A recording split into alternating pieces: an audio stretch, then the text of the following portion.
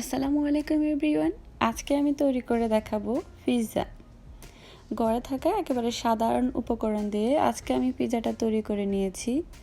আশা করি আপনাদের কাছে ভালো লাগবে, আর ভালো লাগলে একটা লাইক দিতেই হবে, সাথে আমার চ্যানেলটা সাবস্ক্রাইব করবেন।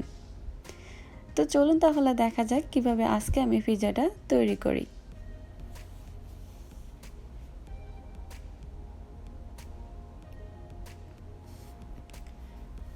তো এই জন্য আমি একটা মিক্সিং বোল নিয়ে নিয়েছি এবং উপকরণগুলোও সাজিয়ে নিয়েছি। তো প্রথমে আমি দিয়ে দিচ্ছি 1.5 কাপ ময়দা।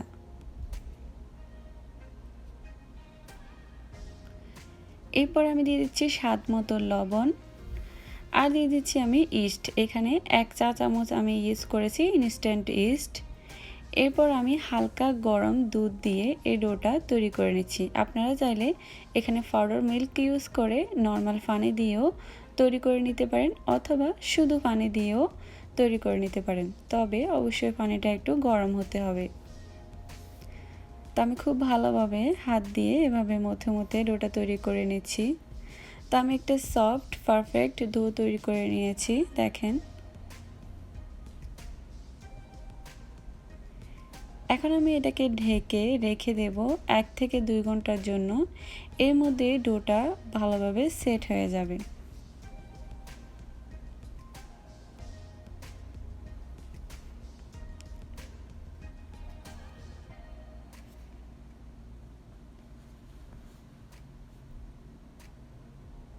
তো ফিরে এসেছি প্রায় 1 ঘন্টা পরে। দেখেন আমার ডোটা কিন্তু ফুলে ডাবল হয়ে গিয়েছে।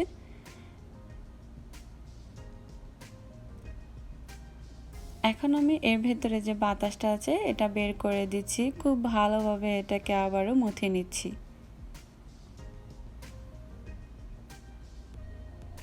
তো তৈরি হয়ে গেল একটা পারফেক্ট পিৎজা ডো। এখন আমি চলে যাব পিৎজাটা প্রিপারেশন করতে। আমি ঘরে থাকা সাধারণ উপকরণ দিয়ে পিৎজাটাকে আমি প্রিপেয়ার করে নেব। আর এর আগে আমি নিয়ে নিয়েছি একটা বেকিং ট্রে। এর মধ্যে আমি হালকা তেল ব্রাশ করে দিচ্ছি আর নিয়ে নিচ্ছি সেই ডোটা। তো হাত দিয়ে খুব ভালোভাবে আমি এটাকে এভাবে করে যতটুকু সম্ভব পারবো আমি পাতলা করে নিচ্ছি। আর সাইডটা একটু মোটা রাখতে হবে, সেজন্য আঙ্গুল দিয়ে এভাবে করে চেপে দিতে হবে। ঠিক এরকম একটু মোটা রাখতে হবে। এখন আমি একটা কাঁটা চামচ দিয়ে এভাবে করে ছিদ্র করে দিচ্ছি।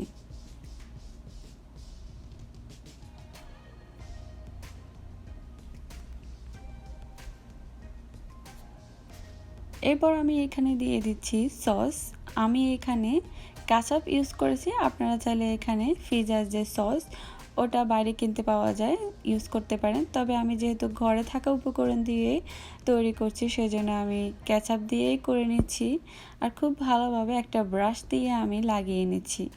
আমি পুরো পিৎজার মধ্যেই লাগিয়ে নিচ্ছি, কারণ আমার কাছে মনে হয় যে পুরোটা একেবারে সাইড সহ যদি সস লাগানো যায় দেখতে খুবই সুন্দর লাগে।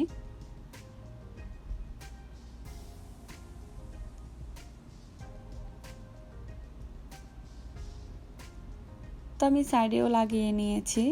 দেন এরপরে আমি এখানে দিয়ে দিব চিজ। আমি এখানে মোজারেলা চিজটা দিচ্ছি। এটা যে কোনো সুপার শপে আপনারা পেয়ে যাবেন। আর যারা দেশের বাইরে থাকেন অবশ্যই এটা হালাল কিনা এটা দেখে নেবেন।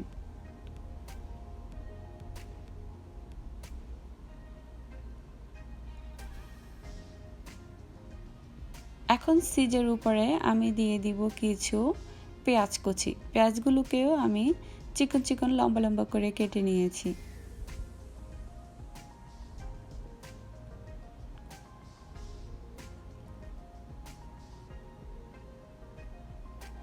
দেন এর উপরে আমি এখন দিয়ে দিচ্ছি টমেটো। টমেটোগুলোকেও আমি খুব চিকন চিকন করে কেটে নিয়েছি। আমি সুন্দর করে সাজিয়ে দিচ্ছি।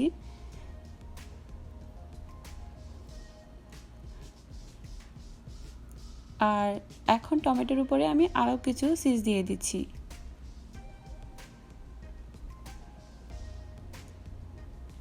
চিজ ডেকোরেশন শেষ। আমি এটা ওভেনে বেক করব। আপনারা চাইলে এই প্রিপারেশনটা একটা ফ্রাই প্যানের মধ্যে করে 20 মিনিট চুলা যদি জাল করেন সেমটাই হবে। তো আমি ওভেনে দিয়ে দিচ্ছি 350 ডিগ্রি ফারেনহাইটে 20 মিনিটের জন্য। তো ফিরে আসছি 20 মিনিট পর। তো দেখেন 20 মিনিট পরে কিন্তু আমার পিৎজাটা রেডি হয়ে গিয়েছে। খুব ভালোভাবে চিজগুলো গলে এসেছে।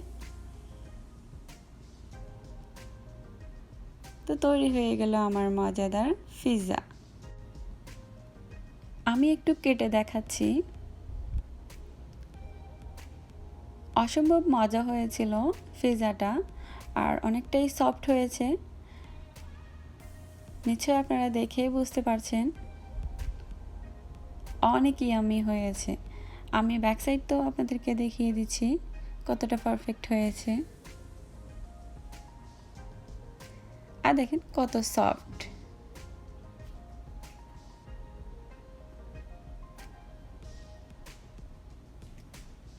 ভেতরটাও অনেক ফ্লাফি হয়েছে। তো আশা করছি আমার রেসিপিটি আপনাদের ভালো লেগেছে। আর ভালো লাগলে অবশ্যই আমার চ্যানেলটা সাবস্ক্রাইব করবেন। আজ এই পর্যন্তই। আল্লাহ হাফিজ।